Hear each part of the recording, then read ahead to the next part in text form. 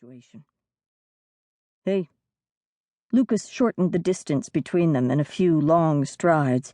He tried to return Alex's wan smile, but it came out lopsided and faded the moment his mouth managed to take shape. Lucas knew he looked like he had tangled with shadows in some rough back alley, and he ran his hands through his thick, dark hair before stuffing them in the pockets of his gray hoodie. "Thanks for coming," Alex said, lifting an eyebrow, but apparently choosing to ignore Lucas's uncharacteristic dishevelment. He offered his own brand of sympathy in a quick thump to the back. "I know this is usually your only day off." "And I don't usually act as coroner," Lucas reminded him. But Alex didn't bother to respond. They walked in silence to the barn, a leaning affair with broken windows that snarled at the world through shards of glass, clinging fang-like to the rotten frames. The mid-afternoon sunlight poured through wide cracks between each and every board and sprinkled dust across the shaded east-facing entrance. Though Alex called it a barn, the building in question had once been a stable, and the wide, high doors seemed to frame the past. Lucas could almost imagine the carriages, buggies, and sleighs that had long ago passed through the now sagging arches. It was surprisingly charming in its age and fragility. Never mind the squad cars, the haphazard yellow tape, the sounds of people talking gravely within. "Why didn't you call Elliot?" Lucas finally asked, pausing in the shadow of the haymow. "Out of town. Vacation." "So who's taking care of the morgue?"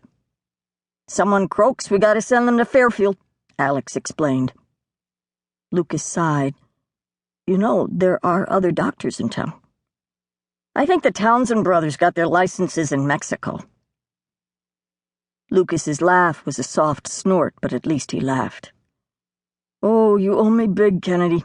This is hardly in my job description." "Yeah, well, you know." Alex lifted the heavy latch and pushed the door open, stooping to secure it with a rock the size of a small melon. The action didn't necessarily shed light into the barn. Lucas stepped tentatively into the shadow of the old building and gave his eyes a moment to adjust to the dusty, filtered light. The two town cops called to the scene were talking in hushed tones out of Lucas's range of vision, but a quick scan of the inside of the slanted barn revealed as much clutter as could be expected from Jim Sparks. There was junk everywhere. Piles of old firewood, small farm machinery, moldy hay bales. And yet, a few reminders of the former glory of the Timmer Ranch clung to the landscape like artifacts from some era beyond memory.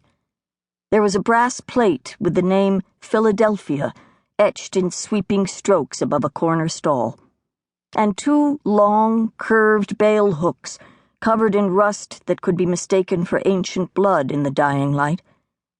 Reaching to touch a lone harness that was draped from a nail near the door, Lucas caught a whiff of leather. And then he made out a clearing. Between an old tractor and the first animal stall, a body hung limp and motionless, only 2 feet off the ground. Lucas maneuvered around an abandoned axle and surveyed the scene before him. Jim had knotted a pretty handy noose. The spine traveled across the front of his throat and tossed his head back at a grotesque angle. His face was a cruel shade of bluish purple, and his tongue lolled thick and offensive out of blood-speckled lips. A rickety wooden chair lay upturned and off to one side of the body that swung almost imperceptibly, like a broken, bloated pendulum.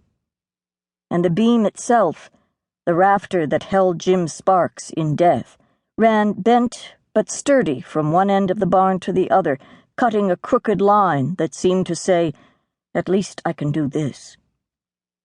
Lucas suddenly felt tired. He was expecting horror of nightmarish proportions. What he got was something altogether pathetic and horribly, wretchedly sad. "How did they find him?" Alex made his way past Lucas and stood with his forearms on the half wall of the stall.